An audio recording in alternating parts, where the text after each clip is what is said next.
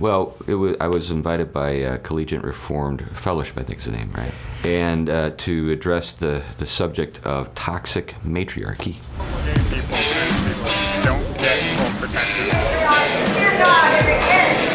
They didn't tell me what to say, they just said, this is the name.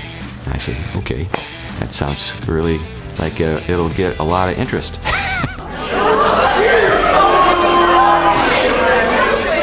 So when we arrived, they had their signs, and some of them were dressed up in funny ways. So it's interesting seeing how closed-minded some people can be. You don't want to be a part of the change, then you're going to get left behind. So is it true that you read Dr. Seuss to... It wasn't Dr. Seuss, it was P.D. Eastman's Are You My Mother? There's the illustration of the storm. They brought they made a bingo thing. I understand that we're playing bingo tonight. But there were a couple bingos. If there's still equal love from both sides, then it's okay.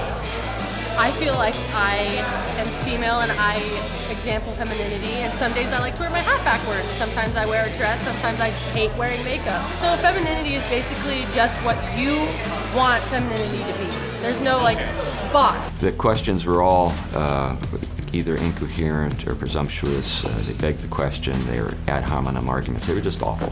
When you hear toxic matriarchy, I just hear toxic. Did you raise your daughter to not play outside late at night or not dress a certain way? Well, when she was very small, we didn't let her play outside at night.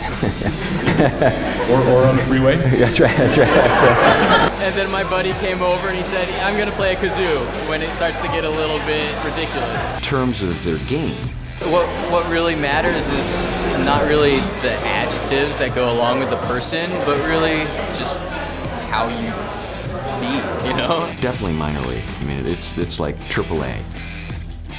The solution to toxic matriarchy is a little healthy patriarchy.